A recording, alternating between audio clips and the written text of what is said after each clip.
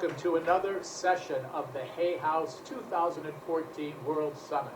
My name is Greg Sherwood, and I'm very excited to be one of your guides through this wonderful audio collection of practical and life-changing wisdom from some of the brightest minds in the world today. Today we are joined by Dr. Bruce Lipton.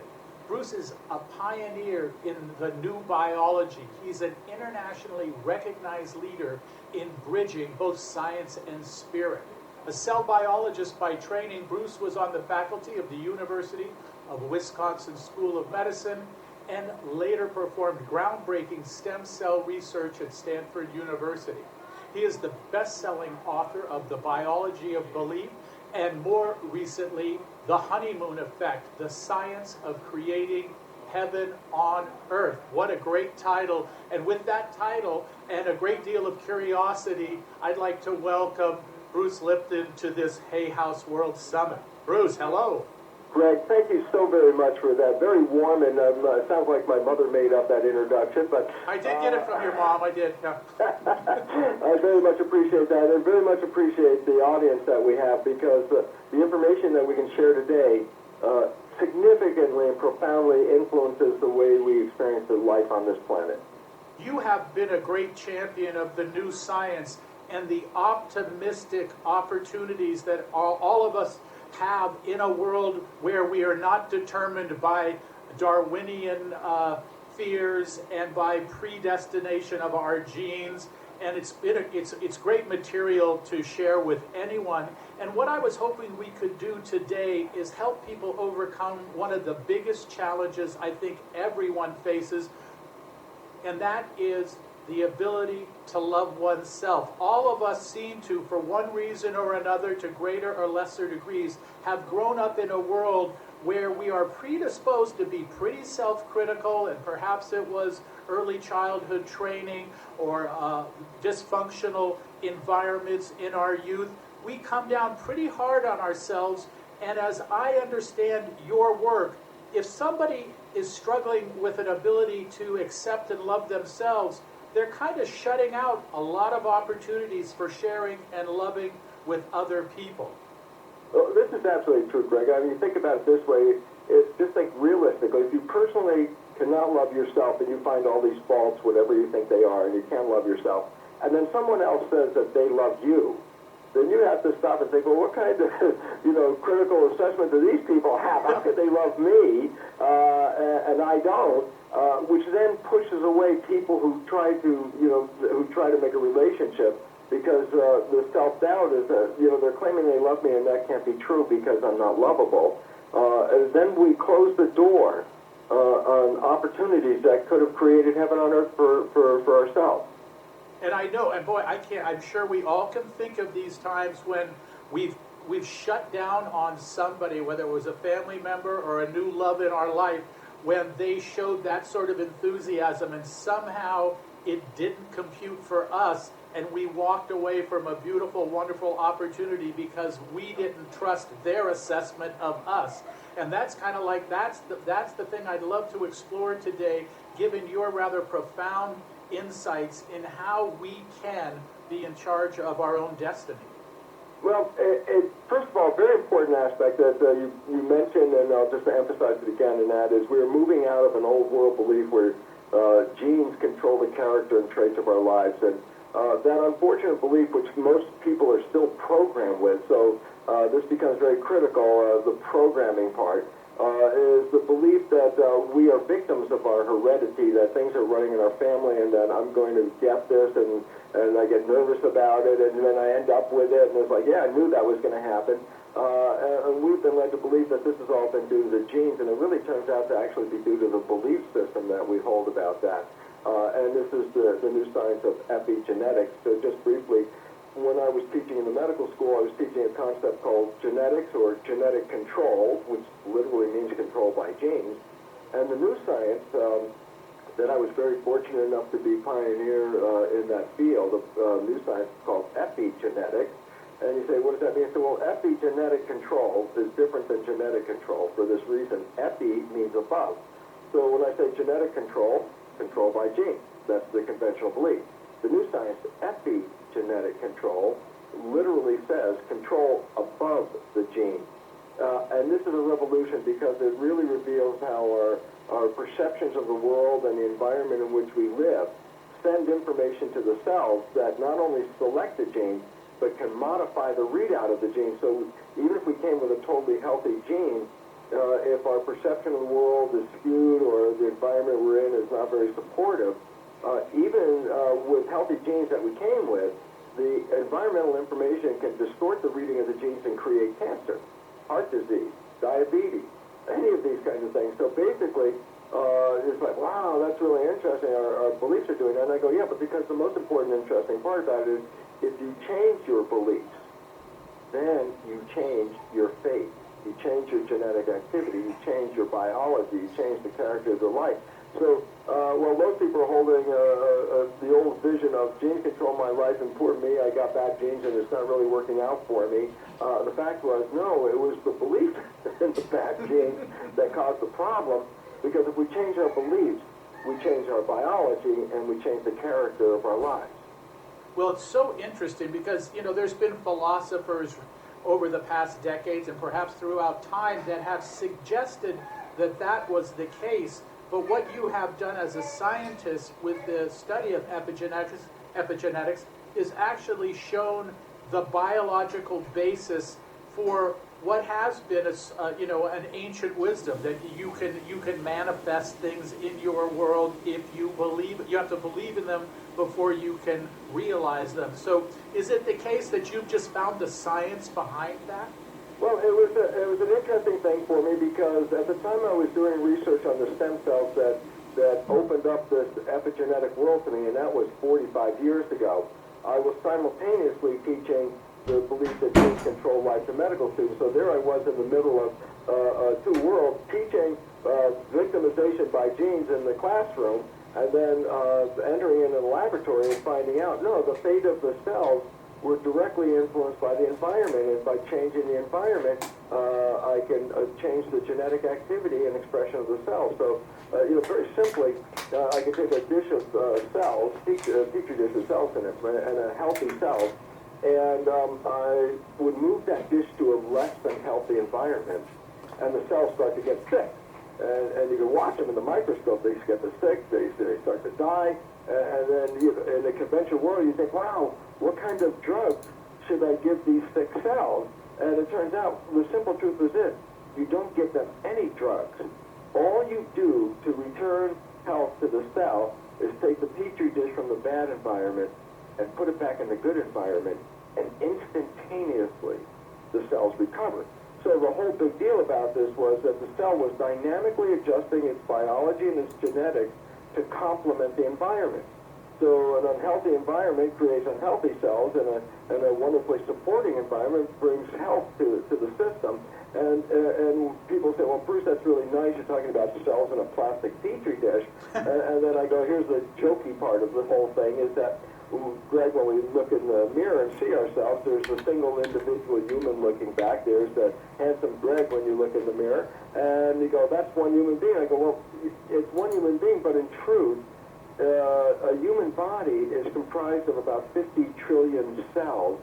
The cells are the living entity. Greg, by definition, is not the cell. Greg is the community of 50 trillion cells.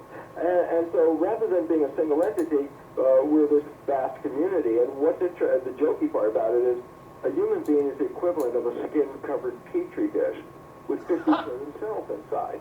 And the relevance about that is, does it make a difference if the skin dish versus a plastic dish? Not to the cells. The cells are reading the environment. So when a person goes from a healthy environment to a bad environment and responds to that bad environment, that environment alters the health of the cells, and they get sick. And then our conventional understanding is, oh, well, now we better go get some drugs and fix this sick person, when the simple truth of the resolution for almost all illness, and recently there was an article that revealed less than 1% of illness is actually related to the genes, which means the vast majority of illness is really related to the environment and how we respond. So if you take your skin-covered petri dish, put it in a bad environment, or respond to a bad environment, then your cells will complement that and get sick. and rather than taking drugs, all you have to do to heal yourself is get out of the bad environment or the perception of the bad environment. And I think the environment and the perception environment become an issue for some people. What the heck's the difference between that? And the simple point is this. Two people can live in exactly the same environment. One person looks at the world that it's a threat, it's scary, that their life is unsure, unprotected in this world. The other one, standing right next to the first one, is very confident and sure that life is great and beautiful and healthy. So they're both in the same environment. But the one who has the fear, the one who is scared, the one who is not sure about his life, they're going to interpret the environment not as a healthy environment, but as a scary environment. That's what they're interpreting.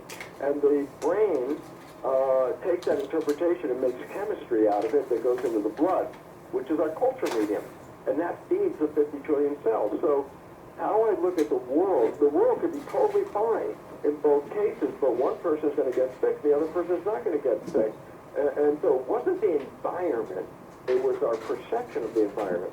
And very interesting, this is just out of a recent paper from genetics research scientist, social genetics at UCLA, and the conclusion was our subjective perception of reality overrides our objective experience. Whoa! You gotta sort of unpack that one. That's brilliant. Yeah, it basically came down to this. It said, you can live in an objective reality and have direct effect on the environment, but between the environment and yourselves is your mind. And your mind reads the environment and sends signals about the environment to the cells. So if my mind misinterprets the environment, my mind perceives it as threatening, scary, that my life is in jeopardy, even though it's not. The cells in my body, they don't see the real world. All they get is the information from my mind. So to the cells in my body, I'm living in a very corrosive and threatening environment. To the cells in the body, even though outside the body, when you look around, it's like, there's nothing wrong out here. But the cells don't get the information directly. They get it through the nervous system. So if the nervous system biases the result, the cells are going to respond to the chemistry from the brain, irregardless of what's going on in the real world. And therefore, that's where our subjective, I feel the world is a very scary place, changes the chemistry of my body and affects the reading of my cells so that my cells are not seeing the real world, they're seeing what I sent them. And so the chemistry of my belief is shaping this, and that's why our subjective perceptions about life, our beliefs about life, override the actual objective reality of life. So that you can heal yourself with your belief. We call that the placebo effect. That's what it's all about. Belief heals me. And I say, yeah, but that's about positive belief. What about negative belief? And most people don't talk about it, Greg. And this is the big issue that most people don't talk about, and it should be like number one. Because everyone's, oh yeah, placebo effect. I believe this drug or this therapy is going to heal me, and I took the drug, had the therapy, and sure enough, I got better, and then we find out the drug or the therapy was a sham. It wasn't real. And then you say, well, how did you get better? Well, it wasn't the therapy or the drug. It was the belief in the therapy or the drug that gets you better. Placebo effect. Everybody goes, yeah, I know what you're talking about. And I go, yeah, but what the story is one-sided because it only talks about what is the consequence of a positive belief. It leads to healing. Placebo effect. Nobody asked the question, what is the consequence of a negative belief? And it turns out it's equally powerful in shaping your life, but it does so in the opposite direction of a positive belief. Meaning, I could be in the most perfect, healthy world, but if I have a negative belief, I can get sick right in the middle of the perfect world. Because my cells aren't seeing the perfect world, they're only seeing my interpretation of that world. So a nocebo is equally powerful to a placebo, but in the opposite way. Rather than promoting healing, it causes sickness and disease.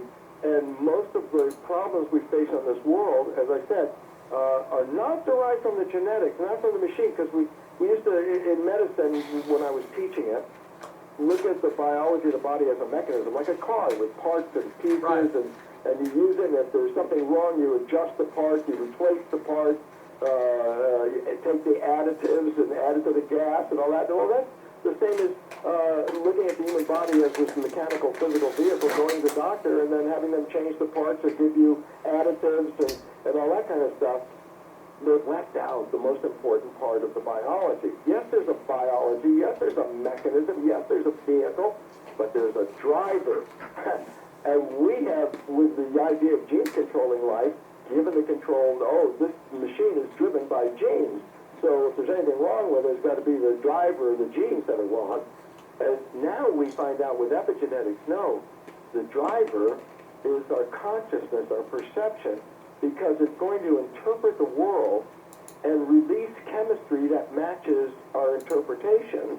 And that chemistry, in turn, goes to the petri dish of 50 trillion cells and adjusts the genetics. So the biology inside our body is not directly experiencing the outside environment. It's experiencing our interpretation of the outside environment.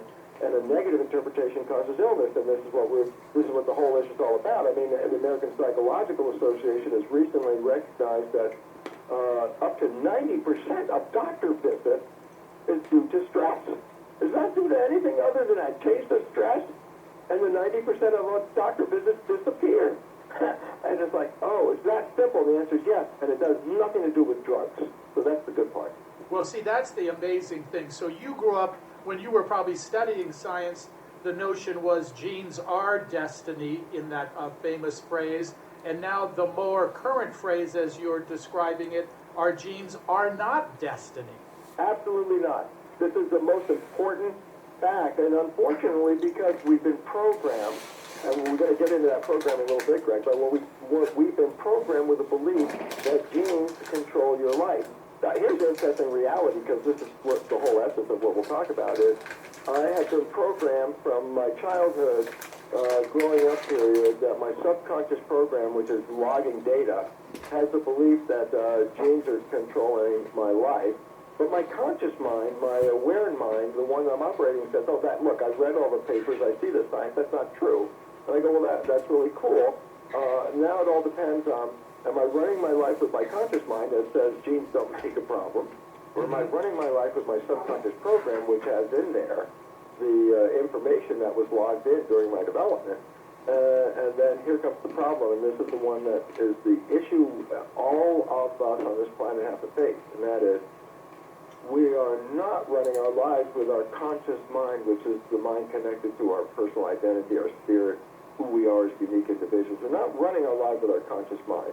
We're running it 95% of the time with the programs from the subconscious mind. So all of a sudden it says, oh, well then your biology has a chance to work off a two belief system. Your conscious mind, which is the creative mind, that's the one that has your wishes and desires, your aspirations. You know, Greg, if I said to you, what do you want out of your life? By definition, you're going to give me a creative answer. Well, that's the function of the conscious mind, creativity. So your wishes and desires coming from that. Your subconscious is habits and programs that have been learned and experienced, so you don't have to relearn them again. It's very important. A lot of people think the subconscious mind is a very negative thing that we acquired. It's like, no, it's a wonderful mechanism. If you didn't have a subconscious mind, you wouldn't be able to walk. You wouldn't be able to talk. You wouldn't be able to drive a car. And the reason why you can do all these things is once we learned how to walk, it was a program. Once we learned how to talk, it's a program. Once you learn how to drive the car, it's a program. Relevant? Push the button, drive the car, then have a conversation with your friend while you're driving. You're not paying any attention to the things that you did the first time you got in the car with a learner's permit, which, you know, your conscious mind was all over the place. Mirrors, looking out the windows, listening to the engine, watching the gauges, paying attention to the feet on the floor. Your conscious mind was involved.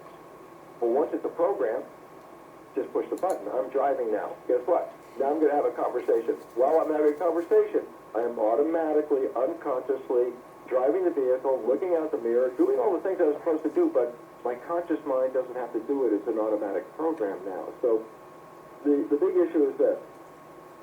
Our lives are programmed by our mind, but there are two parts to the mind, the conscious mind and the subconscious mind. The conscious mind is you as a unique entity and creative.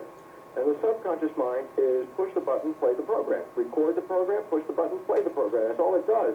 It's not all it does. That's very powerful what it does. But the idea is this. The programs in our subconscious mind are not ours, the primary programs of how to deal with life. They're not ours.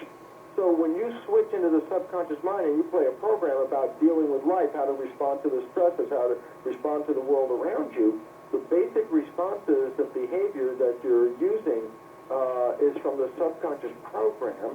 And then, as I mentioned, and just go deep right here, is that, but the original programs that are in there came from other people, and there's a reason why. Just simple. If I can relay an analogy, let's say an iPod. An iPod has a little round wheel on the front. They call it the click wheel. And that's like a play wheel where you can make a playlist and select the music you want to have and program it and push the button. And that's like the conscious mind. And I say, okay, so an iPod comes out of the box, and I say, push the playlist, push the conscious mind, create a playlist.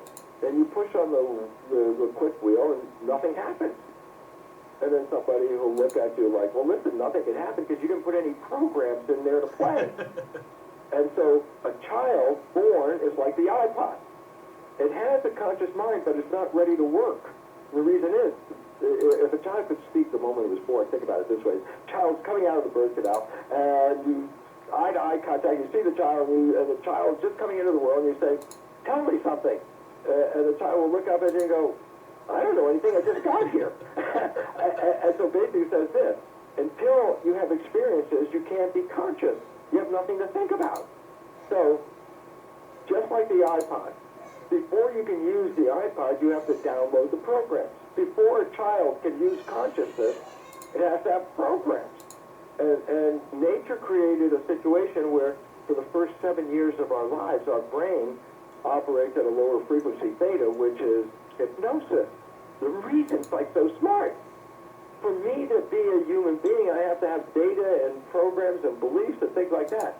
Well, I have to acquire them through my life experiences. So my first beginning life experiences, first 7 years, are recorded as programs, just how to respond to life, watching my mother, watching my father, watching my siblings, my extended family community, observing them, see how they respond to life, and record that. I record that directly down into my system because I'm learning how to be a member of a family, how to be a member of a community or a nation. You have to learn thousands and thousands of rules, and an infant can't teach it that way. So nature says, oh, first 7 years, download it with hypnosis. So the issue is, I have two minds, conscious creative mind, subconscious with habits and programs, and the fundamental programs came from observing other people. And then I go, okay, the issue that all of us have to deal with on this planet right now is to deal with a misperception in our own mind. And that misperception is this. When we get up in the morning and we have our creative wishes and desires, where we want to go, what we want from life, we get up in the morning and go, yeah, I'm going out to find the best job, I'm going to have a great relationship, I'm going to be healthy. These are wishes and desires. I say, great. And then you go out in the world, and then you come home at the end of the day, tail between your legs, dragging yourself home, going, oh my God, another day, I never got anywhere. Didn't find anything I was looking for. So think about the consciousness of that individual at that moment. It goes like this. I went forward seeking this positive life, and I came home at the end of the day not finding it. Therefore, I am not responsible for what happened because I was the one that wanted it to be successful. And since it didn't work, these are forces outside of my control that are influencing my life in this negative way, and I'm like a victim now of the world because my intention was to be healthy, and look, I'm not. My intention is to be in a great relationship, and I can't get a date. What's going on here? And we look at ourselves as victims. Now, this is the most critical thing that I can relay at this one moment, is this. Science has revealed beyond a doubt that 95 to 99% of the day, our nervous system, our cognitive behavior, what controls our lives, is operating from the subconscious program, not the conscious program. Well, what does that mean? Well, I'm not operating from wishes and desires. I'm operating from downloaded behaviors I got from other people. And here comes the big problem. First, explain why. Okay, why am I not running my life with my conscious mind, which has all those great wishes and desires? And the answer is simple. There's one character of the conscious mind that interferes with that. It's called thinking. The moment you are thinking, thinking, you're not paying attention. So I say, here, Greg, let's catch you on this one. And I say, hey, Greg, what are you doing next Monday? Okay, For that moment, yeah. you let go of where you are right now. You're not looking at this. It's like you go into your head, into that like Rolodex in your head. I go, Monday, Monday, Monday. What am I doing Monday, Monday, Monday? And why I'm saying that is because the moment you are thinking about what you're doing on Monday, by definition, you're not paying attention to the current moment that you're in right now. And I say, well, you didn't stop what you were doing. If you were driving a car and you have a thought, you don't stop the car. You continue driving. Well, that's because the unique character of the subconscious mind is the default. The moment the conscious is not paying attention to something, the subconscious automatically defaults and runs the show. And the program that taught you how to respond to people, how to talk, how to walk, how to drive, how to do everything in your life, but the fundamental behaviors are not yours. And because, and this is the catch, ultimately we get here, Greg, the catch is, if I'm thinking I'm not paying attention, if I'm not paying attention and my default program kicks in, then I am not observing the behavior that's going on when I'm thinking, which is 95% of the day, and therefore I'm totally unaware of my participation in the unfolding of my life because I'm not there. And I give this in a lecture and people laugh because they're totally familiar with it. I say, look, go back in your life, you've had a friend you've been very, very close with. At some point, you know your friend's behavior very, very well, and you happen to know your friend's parents. And one day you see that your friend has some of the exact same behavior as their parent. So you do this little casual volunteer, which I love to do for old Bill. I say, hey, Bill, you're just like your dad. You know, I can see that his behavior is just like his dad. And then when I say that to Bill, he's the first guy to go totally ballistic on me and go, how can you compare me to my dad? And people laugh because they're so familiar with it. And I go, listen, the most profound story I can tell you at this moment for a simple reason. Everybody else can see that Bill was behaving like his dad. The only one who doesn't see it is Bill. And the reason is simple. A, he got the behavior from his dad downloaded in the first 7 years of his life. B, his conscious mind is busy thinking, so he's not paying attention, so the default plays the program. But while the program's playing, he's the only one who doesn't see it because his mind is off into what's happening next Monday. So if we understand this and get the profound nature of it, and here's the profound nature, we are all Bill. There's nobody out there that's not Bill. Every one of us is doing this 95% of the day. We are defaulting to these programs that we got from other people and not seeing it. And what's relevant, well, psychologists tell us 70% or more of these programs are negative. Well, disempowering and self-sabotaging. And why is that relevant? Well, if you spend 95% of your day playing programs that are sabotaging you and you don't see it, when you come home at night, you're like, geez, I'm a victim because I went forward with this great idea and can't find it. Other factors did this. I wasn't involved. In fact, no, we did it ourselves. We just didn't see it. Well, see, that gets back to the theme of the hour, which is you get to the end of the day, you feel victimized, but more than that, you sort of run yourself the riot act going, geez, I ate that donut when I didn't want to do it. I skipped going to the gym. I didn't return that call from an old friend. And so you go to bed at night thinking you are, less than human, less than deserving of anything. And along with that victimhood. So it's the cycle is sort of vicious, and it feels really like a downward cycle. It very much is a downward cycle, and it's the foundation of depression. Because if you keep going forward every day with the belief that you're controlling your life, and every day you come home failing, there's a point where you psychologically are going to say, what the hell is wrong with my life? It's not working. And, and I'm depressed. Why? Because I can't get out of the hole. Because, A, you didn't see you were the one with the shovel who was digging the hole. So that's where the problem comes from.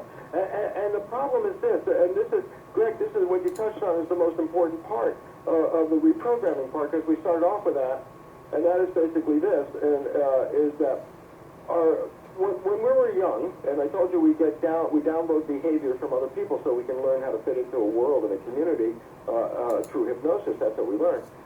There's another aspect of that download that we didn't specifically mention, and that is this. Not only is this part called enculturation, in other words, the programming of enculturation.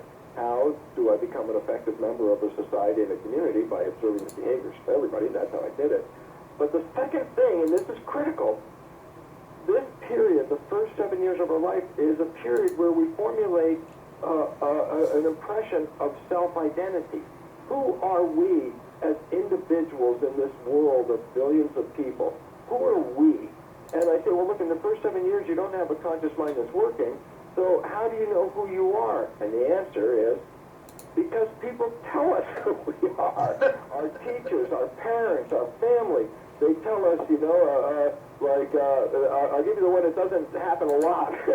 A parent saying to a child, well, you're the most wonderful, gifted child that ever came on this planet, and you can do anything you ever set your mind to. You are all-powerful and capable of having heaven on earth. Well, that's not a typical parental expression by any means, okay? I say, what's typical? And here's where the problem comes from. Because parents don't know they're creating a problem when they think they're helping, and they are the source of the problem. And it goes like this.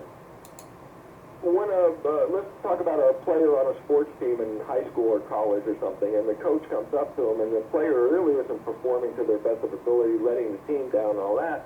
The coach will come up to that player and say something like, you don't deserve this. You're not that good. Who do you think you are? Now, when the coach is doing that, the reason why he's doing it is consciously. If I say these things, I'm needling the kid. And that will force the kid to say, I can do better, I can work harder, and that's what the coach's intention was. Now I say, same idea of coaching, but with a kid, a child, under 7. And the child's doing some behavior. And the parents are like going to be correcting the child. And they go, you don't deserve that. You're not that good. You're not lovable. Who do you think you are? These are reprimands to do what? To get the child to think about, hey, what are you doing? It's not really right. But they got a problem. If the child's under 7, it's not using the conscious brain, which that's what you need to interpret what that meant. If a child's under 7, they're in hypnosis. So what are they recording about who they are? What did they just record from that dialogue with the parent who was upset? They recorded, I am not lovable, I am not worthy, I am not healthy, whatever these things are. They're just recordings. The parent was trying to get them to think about what you're doing. But the child under 7 is not operating from that brain function, which is alpha consciousness, where theta is predominant. So we're just recording. So I said, well, then go back to your childhood and tell me the programs that you got. Were they programs that fully encouraged and empowered you and enhanced you to tell you you were free to do everything you wanted? Or were they always programs of limitation? You're not lovable or good enough or deserving or smart enough or worthy enough or whatever it is. Problem. If that latter situation, all the negative aspects of trying to, the parent as coach, negative aspects, are recorded, they're in the subconscious mind. Then I go, yeah, but the subconscious mind works to show 95% of the day. And therefore I say, so what is your belief about self? Well, 85 to 90% or so of the people in our belief workshops asking the question and do a muscle test on the belief, I love myself, 85, 90% of people will not pass that test. And the significance, where did that negative, vision come from? The answer is during childhood development when they were criticized. Being criticized is, I'm being critical of you. Why? Because you're not good enough. And when children are raised with criticism and then default 95% of the time to that program, the function of the mind is to make that belief that they have real. That's what we said that sentence a little earlier. Our subjective perceptions override our objective experiences. Our perceptions of self will override the reality of who we really are. So if I got a very negative program, then 95% of the day my behavior will make sure that the assessment is correct. If not deserving was part of the criticism, then 95% of the day when I'm doing my work, I will make flaws or fail in certain ways so that at the end of the day, it's absolutely true. I was not deserving because look at the work I turned out. So I'm totally with you at this point.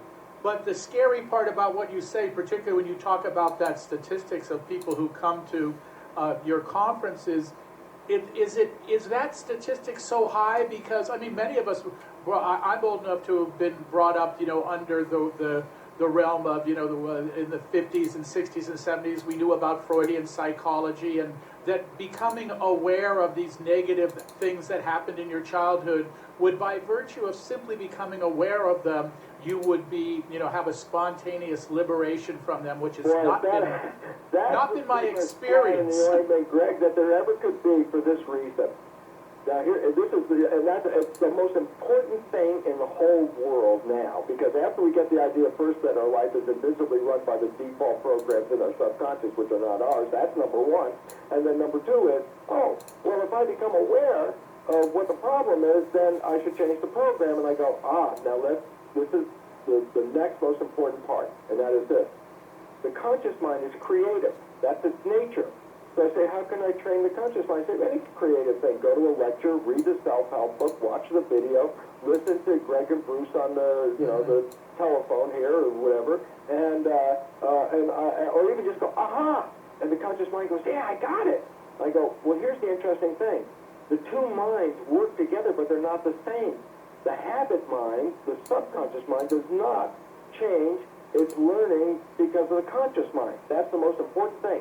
So you can educate your conscious mind. That's what most people in the world, including myself, went about in the early part, educating my conscious mind, read all the right books, get all the information, and I go around and go, yeah, this is the way life could be. This is great. This is really wonderful. I read the book. I could get 100. You asked me a question, I could answer that question. I read that book. I got it. And I go, well, now that you read the book, is your life any different?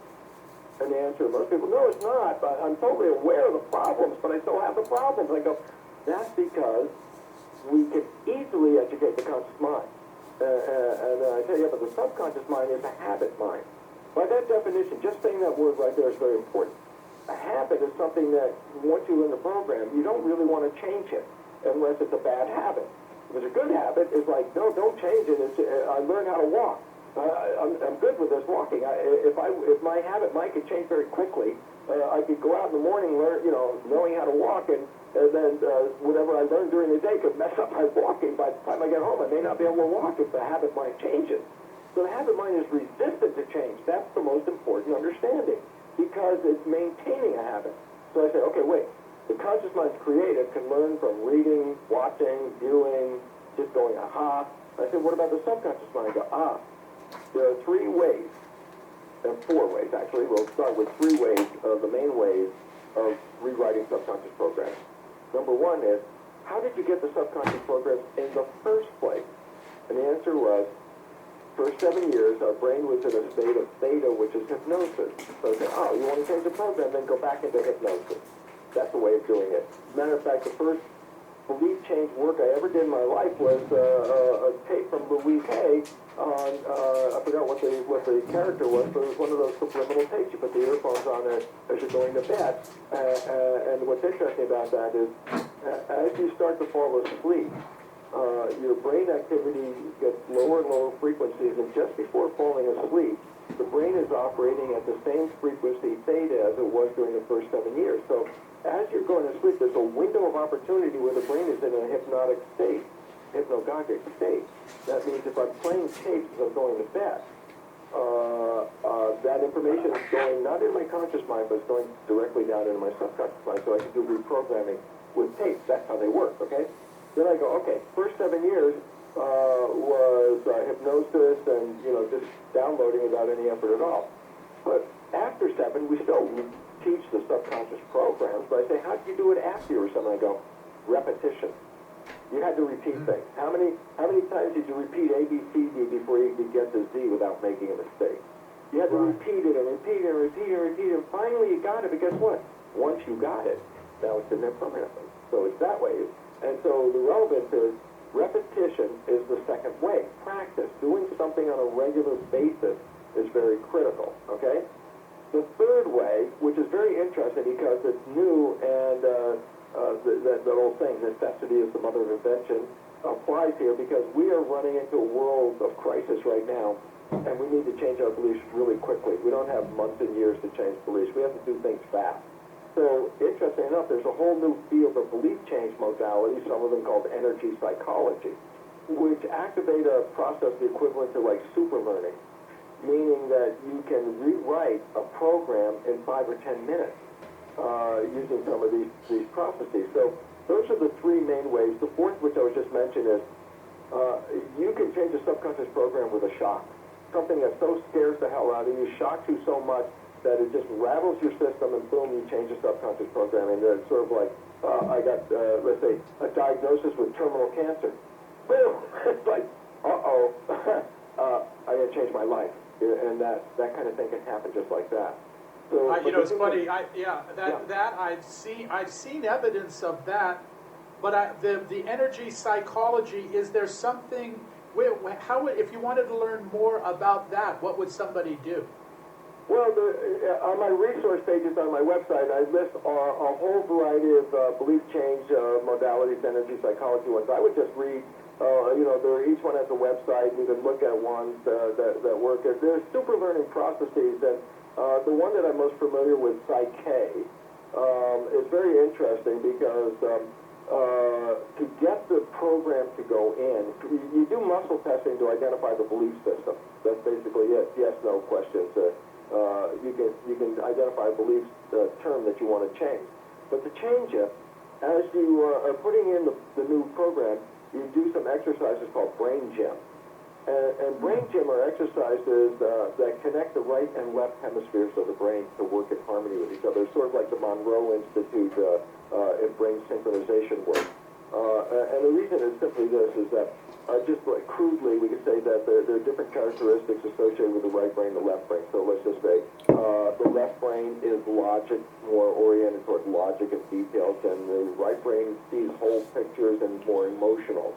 And when we're children and we're learning very quickly, that period when learning is very rapidly downloaded, for 7 years, both hemispheres are working together in harmony. But after that childhood period, we enter a phase of our lives called brain dominance, which means that sometime during your day, it's like a pendulum swinging continuously. Sometimes during the day, we're more in the left brain, where logic is more important to deal with in the world. And then later in the same day, the pendulum will swing into the right brain, where all of a sudden emotional things elicit more of a response. And then it goes back and forth like that.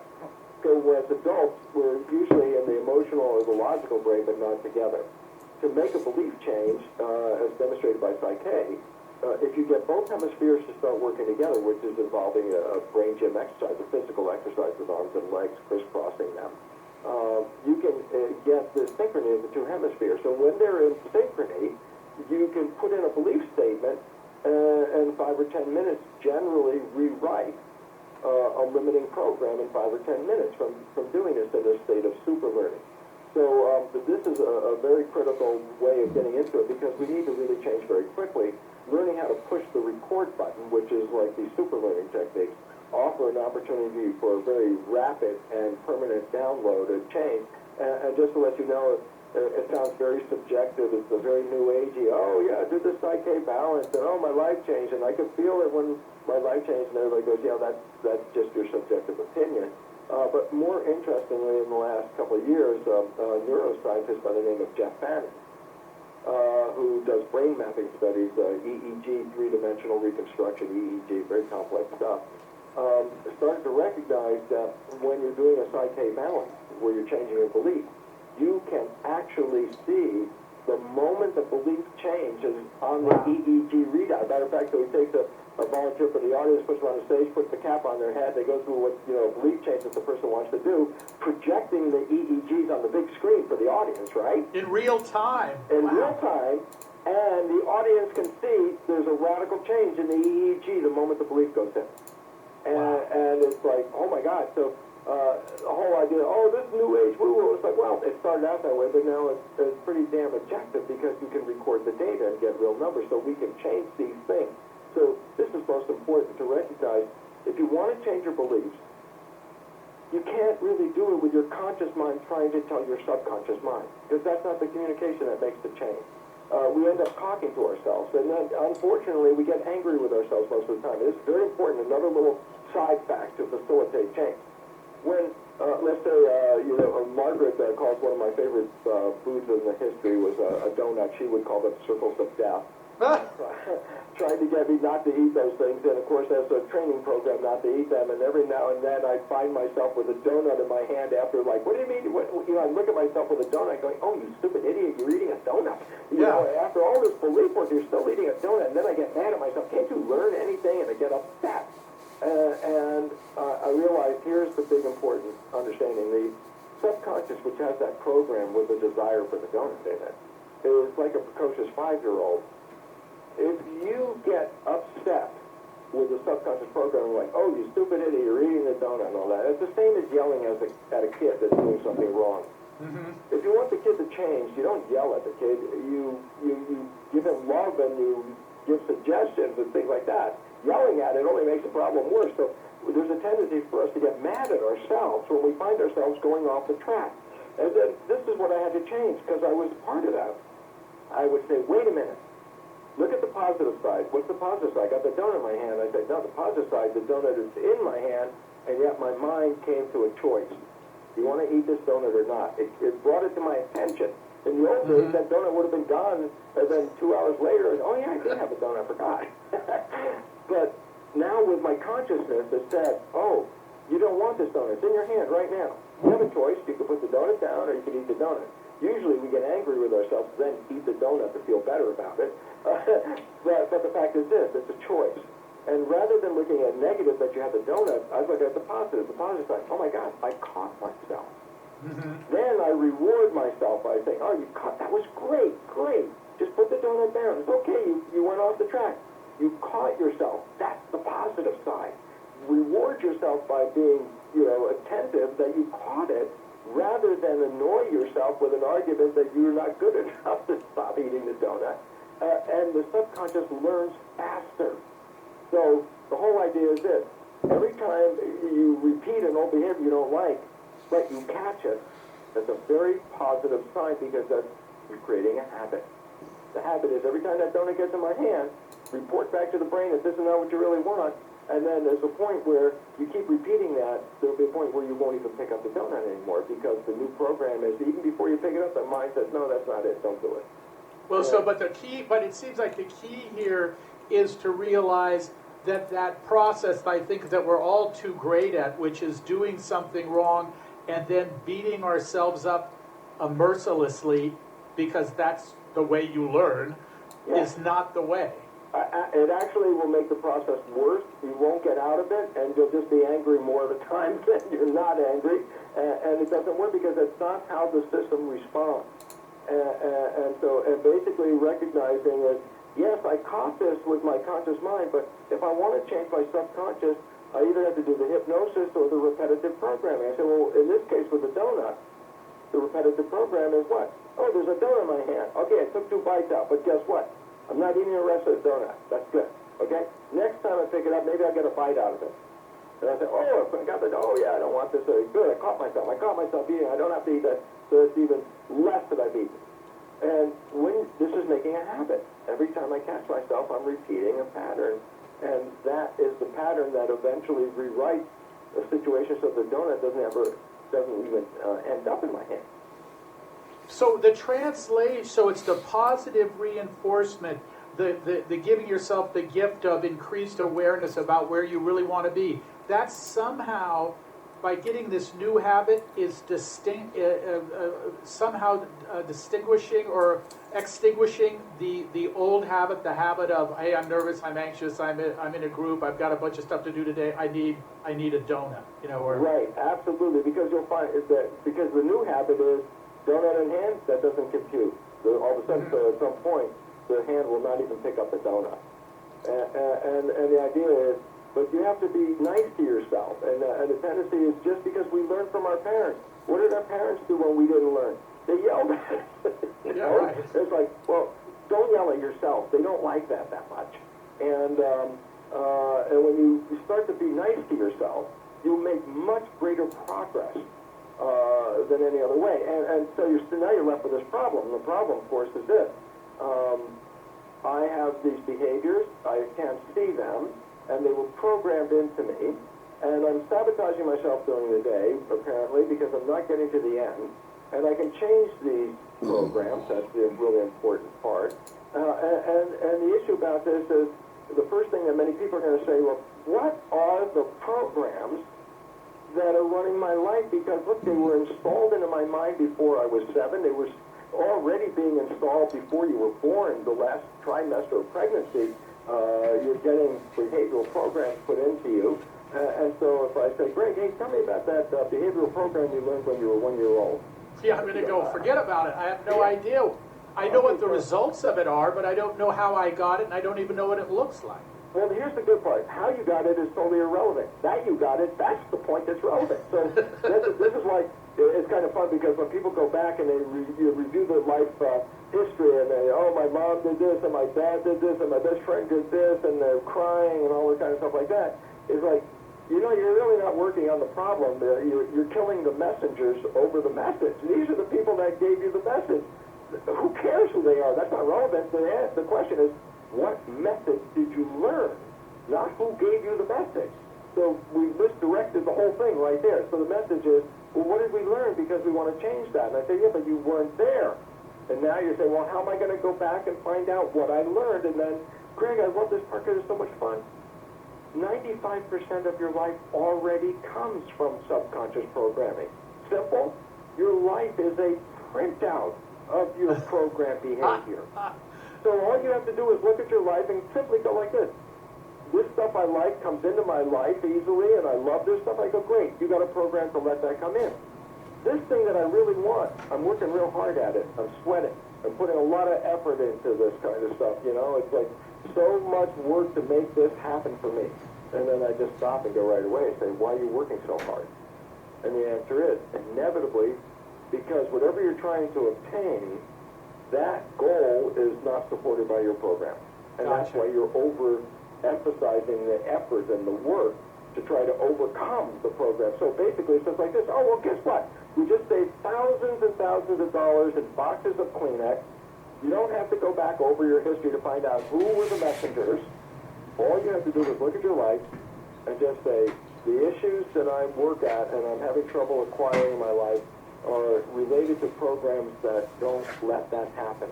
Now, all of a sudden it's like convenience, like, oh, what programs are these? So I'm not lovable, or whatever these are, they can be narrowed down very quickly, specifically to the target that you can't seem to get a hold of. And now you saved all that time because you say, my trouble is finding a relationship. So now, oh, okay, my beliefs are about relationship, and you can test for a number of different beliefs to see which ones you have using muscle testing. And then right away, using something like one of those energy psychology things, like the psyche thing, take that belief and 10 minutes later install it into your brain and move on to the next thing. Wow, so you can actually do that without revealing every little detail of where these and when these things and which one of your parents Absolutely. or your... It's totally irrelevant. It's because what you walked away with is a response, a stimulus response. Wow. This is what happened. This was the stimulus. This is my response. Well, the stimuli are not going to change, but the responses can change. Well, here, then let you become aware of what's the stimulus that causes a problem in my life. I say, fine, you're not going to change the stimulus, but you can change how you respond to the stimulus. Well, let me give you one that's more subtle than the donut, which I think we all can relate to, by the way, but gets back to actually some of the material in your most recent book. And that is, let's say you're a person that's searching for a relationship. You are great at starting relationships. You get that romantic hit at the beginning. You're a great first date. It lasts for a few weeks or maybe even a month or two. Then you wake up one morning and you're just not in love with that person anymore. Right. And no matter what you do, you can't get it back. No, because here's what happened. And this is how, okay, we talked about how did you create the honeymoon effect? A, you no longer were playing the programs you got from your family. You were now controlling your behavior with your wishes and desires, so everything you manifest was not from somebody else's program, it's from what you wanted. So basically, that's that lovely part at the beginning where life is so beautiful, right? So let's just say I'm in a relationship with my partner, Margaret, and we're having this month of heaven on earth kind of stuff, and she comes up and asks me a simple question, but at that one moment, my mind is thinking, like, okay, I got to pay the rent, or I got to fix the car, So for that instant, when she came up, oh, I'm thinking about these things, right? When she asked me that question, when I respond to her, by definition, because I'm thinking and my conscious mind is preoccupied, my response to Margaret comes from my subconscious, okay? Well, my subconscious is the behavior I got from my mother and father. So I turn around to Margaret, who asked me this very lovely question, and I go, blah, blah, blah, blah. And she looks at me, and I love the same statement that people have said all over the world for 1,000 years. She looks at me and goes, who are you? You're not the one I fell in love with, right? Yeah, where did that behavior come from? We've never had that behavior in this relationship, this honeymoon. That behavior was never part of it.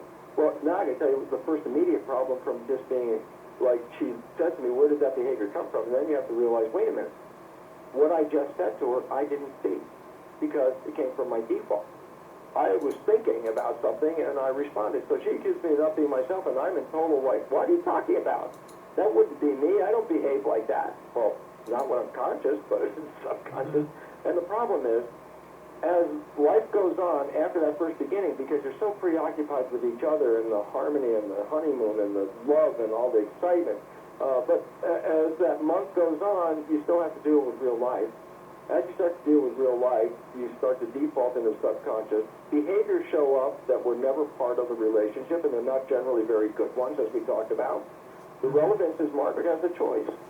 She observes me in this behavior and realizes, oh my God, he does that kind of stuff every now and then. Apparently, jumps the breaking something. Yeah, and she has to make a decision. She says, I've been living in the heaven on earth honeymoon, and now this stupid behavior came in here. And the question that's up to her right now is, well, what should I do about this?